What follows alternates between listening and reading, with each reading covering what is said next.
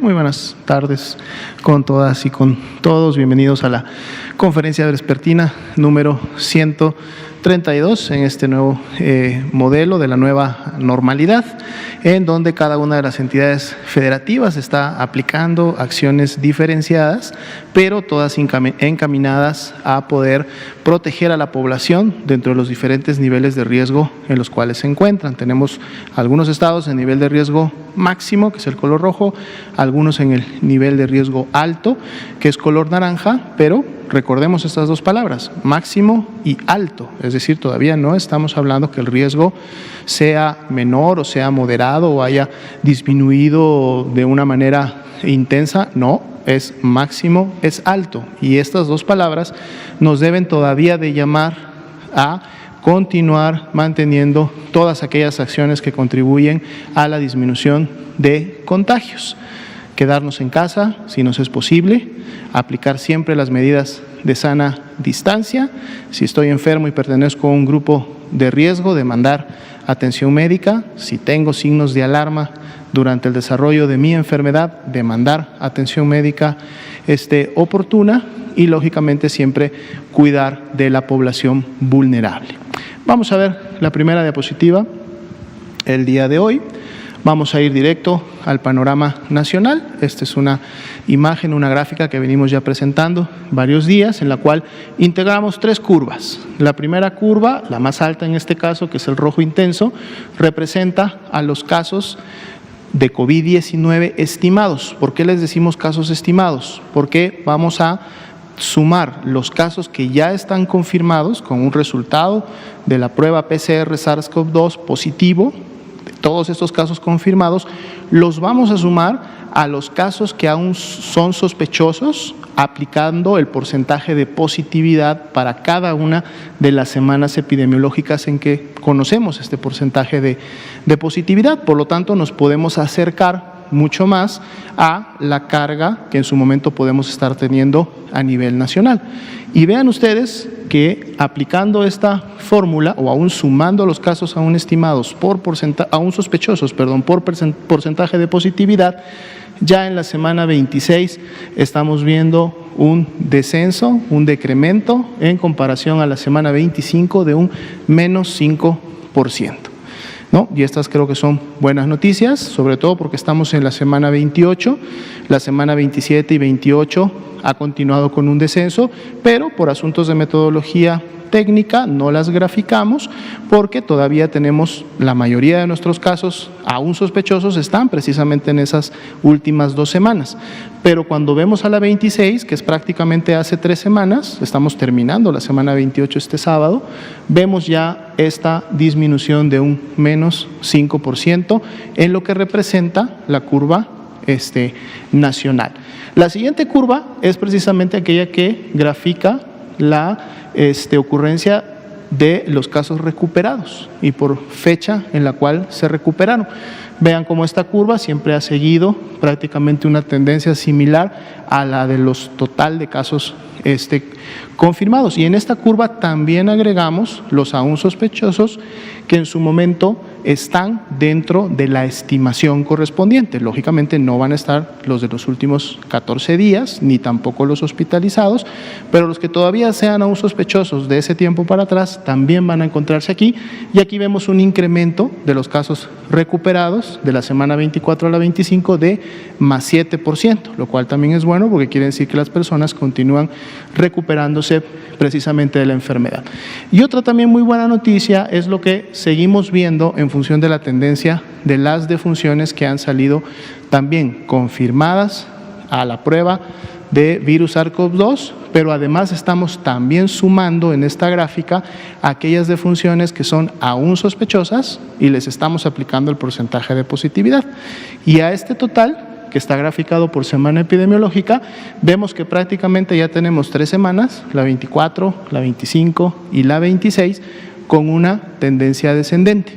Y el cambio porcentual de las últimas 2 semanas, es decir, de la 25 a la 26 que están graficadas, es ya de un menos 36%, lo cual está ratificando esta tendencia. Así también presentamos hoy los activos estimados, es decir, la cantidad de casos que estamos estimando forman parte de la epidemia activa en México. Igual, aquí están todos los casos confirmados y también están los casos que son aún sospechosos por el porcentaje de positividad correspondiente para su semana epidemiológica, y con eso podemos estimar que actualmente habrían en México, en función de los casos que se han notificado al sistema de vigilancia epidemiológica, 48.708 casos activos, y que en su momento son, lógicamente, los que pueden seguir manteniendo todavía la epidemia caminando en el país. Veamos la siguiente gráfica. Aquí tenemos, esta gráfica también la hemos venido presentando todos estos días, el porcentaje de cambio diario de casos estimados. Estos son casos. Siempre que usamos la palabra estimados, quiere decir que estamos también sumando los casos aún sospechosos por porcentaje de positividad para acercarnos lo más posible a la realidad que tenemos en el país. Y aquí también quitamos la última semana, quitamos los últimos 7 días, por eso ustedes ven que la gráfica corta el 2 de julio, precisamente para quitar las irregularidades que hay en ese tiempo por asuntos de demanda oportuna de atención médica, notificación de los casos, pruebas que todavía están pendientes de resultados, etcétera.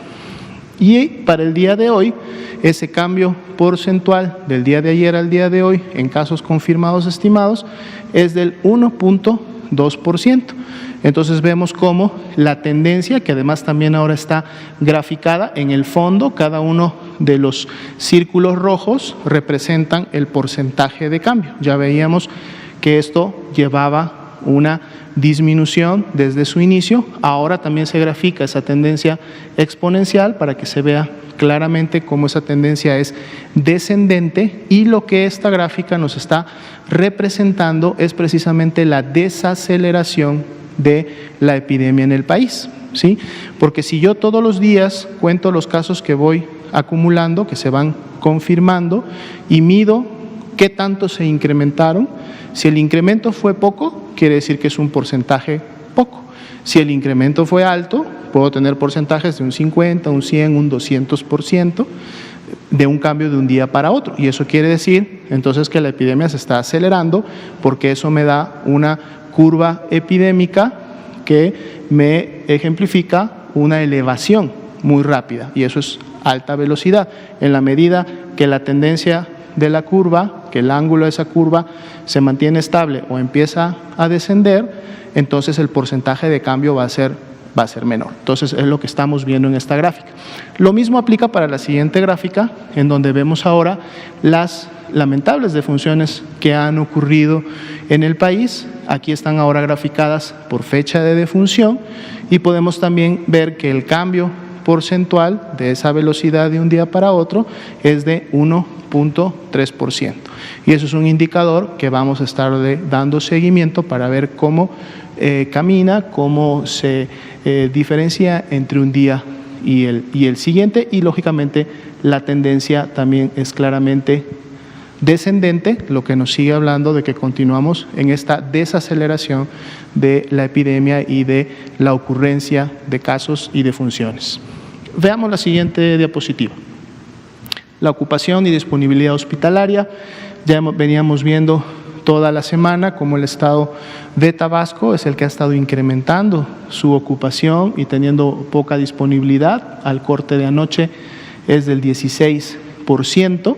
El estado de Nayarit también está por debajo de ese 30% ideal, no ideal, sino más bien de nivel de seguridad. Lo ideal sería siempre tener mucha disponibilidad y poca ocupación, pero un 30% de nivel de seguridad también Nayarit lo ha rebasado.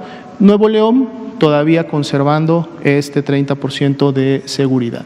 Específicamente en estos estados están trabajando de manera conjunta el INSABI, el Instituto Mexicano del Seguro Social, Pemex, el ISSSTE y la Sedena.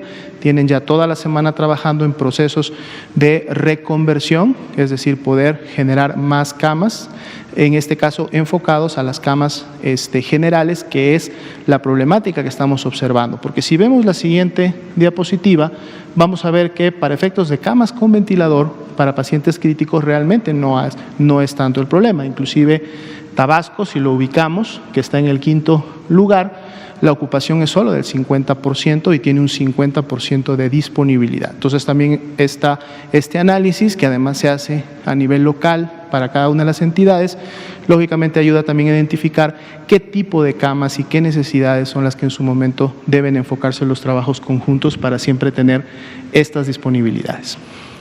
Veamos la siguiente diapositiva. El día de hoy vamos a enfocarnos con algunas gráficas en el estado de Sonora.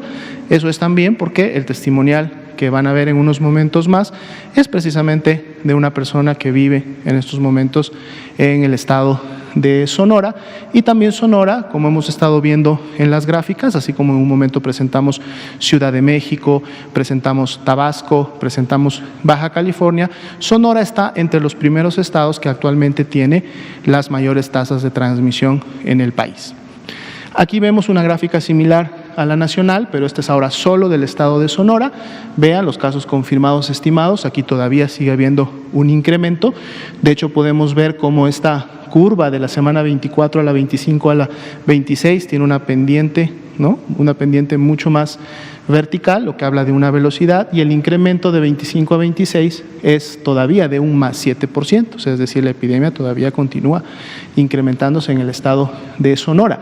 En el caso de la curva de personas que se han recuperado, también hay un incremento, más 6%, aunque en las últimas 2 semanas también esta curva se mantiene, digamos, un poco más estable, realmente no ha seguido creciendo igual que lo han hecho la cantidad de casos. Es bueno de todas maneras saber que en el caso de la curva de defunciones ha habido una disminución, hay una tendencia descendente, al menos en las últimas 2 semanas y plana en la previa tercera, que en general nos hablan de un cambio de menos 33% entre la 25 y la 26. Y los casos activos estimados para el estado de Sonora al corte del día de hoy son 2.154, que vienen a ser el motor de la epidemia en Sonora. Veamos la siguiente diapositiva. Este gráfico también lo hemos estado presentando en diferentes estados. Aquí la interpretación más sencilla y directa es, ustedes ven diferentes escalas del color rojo, ¿no? Partimos desde colores muy tenues que prácticamente no se perciben mucho hasta colores más intensos del mismo rojo. Mientras más intenso el color, significa que hay una mayor tasa de incidencia por 100.000 habitantes, y eso a su vez significa que tenemos más transmisión en la base poblacional. Por eso podemos comparar los diferentes municipios, porque hay municipios que lógicamente tienen más de 500.000 de habitantes, hay municipios que tienen menos de 100.000 habitantes, y eso puede generar una diferencia muy grande. Pero cuando entonces estamos ajustándolo a una tasa por 100.000 habitantes, ahora sí podemos hacer un comparativo. En Sonora lo que podemos ver es, si ustedes logran visualizar, los colores tenues empiezan prácticamente en la semana 13 y empiezan con 2 municipios, San Luis Río Colorado y Guatabampo. Es básicamente donde iniciaron los primeros casos y por lo tanto la transmisión en el estado de Sonora de acuerdo a este gráfico. Vean cómo San Luis Río Colorado para la semana 15 y 16 incrementa la intensidad del color, lo que quiere decir que tuvieron una tasa importante, una cantidad de casos importantes, luego disminuye en la semana 17 un poco el color, pero luego nuevamente vuelve a incrementar, lo que quiere decir que se mantiene la transmisión y todavía está activa para las últimas semanas de las mediciones.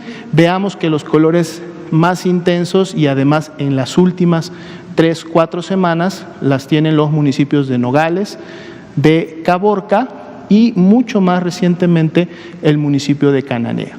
Hermosillo empezó un poco más tarde con su actividad importante de transmisión, prácticamente en la semana 19, pero desde la semana 19 y hasta la 25 esta transmisión se ha incrementado.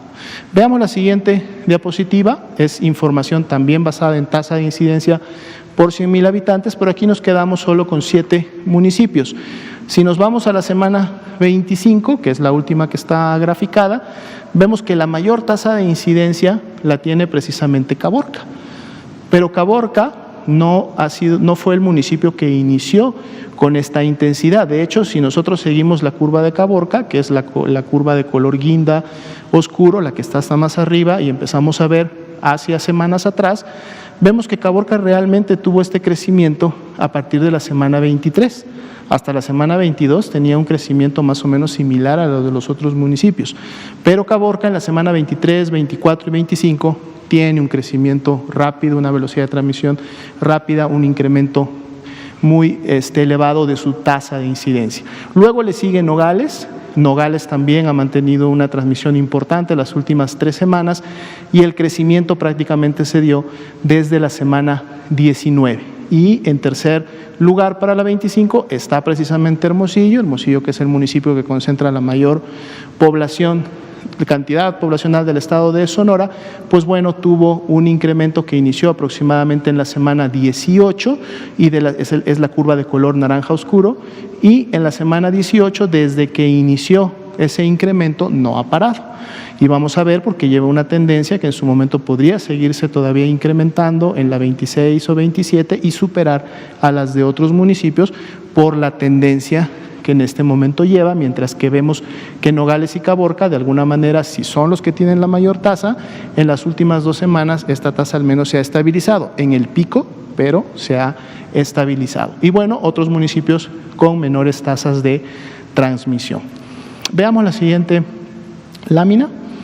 Aquí vamos a ver una animación que precisamente está representada para cada una de las semanas epidemiológicas que se están midiendo, que es de la 11 a la 25, y la animación lo que nos va a permitir es ver precisamente esta dispersión geográfica en el estado de Sonora, de con qué intensidad y en los municipios se ha estado presentando. Aquí vemos la 14, la 15, 16, vean cómo San Luis Río Colorado concentra, luego disminuye, son municipios de la sierra, del norte sobre todo, luego se presentan grandes transmisiones, se concentran en los municipios del norte, y esta que es la semana 25, veamos cómo ya hay una dispersión y un incremento en base a la tasa de incidencia acumulada en muchos de los municipios de la sierra sonorense, colindantes con Chihuahua. Dado la base poblacional, son municipios menos poblados, por eso no necesitan muchos casos para tener tasas de incidencia importantes, pero prácticamente podemos notar presencia de transmisión en la gran mayoría de los 72 municipios que conforman el estado de Sonora, y podemos ver en qué áreas o en qué partes de la región se concentran la mayor afectación o transmisión de la enfermedad. Veamos una siguiente diapositiva más. Bien, ahora sí salimos del ámbito estatal. Regresamos con esta última diapositiva del informe técnico al escenario nacional, pero enfocándonos ahora sí precisamente al tema que vamos a ver y revisar el día de hoy, que son los adultos mayores, personas de más de 60 años de edad, y volvemos a ver nuestras gráficas conocidas. La primera, la totalidad de los casos estimados en este grupo de población, o sea, estamos dejando todos los demás grupos de edad y nos estamos concentrando en los mayores de 60 años. Aquí sí continúa un incremento en este grupo de edad, un incremento que fue de inclusive más 12% de la semana 24 a la 25, y vemos una tendencia que se ha mantenido constante al alza. Interesante cuando vemos las curvas de personas que lamentablemente han fallecido y de personas recuperadas. Hasta la semana 23, la curva de defunciones sobrepasaba a la curva de recuperados, es decir, estaban falleciendo más personas de la tercera edad que las que se estaban pudiendo o alcanzando a recuperar. Sin embargo, vemos un cruce ya en la semana 24, y en la semana 25 ya vemos que las personas que se han recuperado ahora son más que las personas que están falleciendo de este grupo de edad. 24% de incremento para los recuperados, y las defunciones han empezado a disminuir con una diferencia de menos 10% de la última semana. ¿Cuántas personas de la tercera edad se estiman? Tenemos como casos activos en todo México 5,149, lo cual también nos habla de la afectación que puede tener este grupo de edad. Quédate en casa.